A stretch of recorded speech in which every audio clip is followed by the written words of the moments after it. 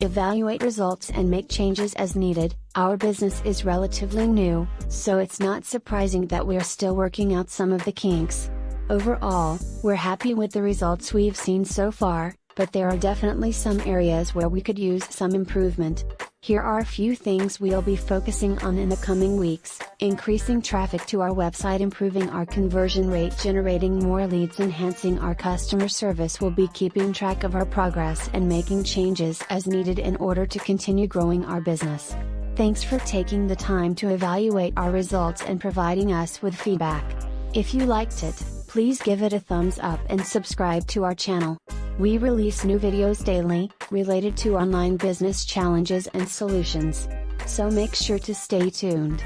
And if you have any questions, feel free to leave them in the comments below. Furthermore, visit our website www.profitiya.com for more information on how to overcome these challenges. We would love to answer any of your questions. Thanks for watching.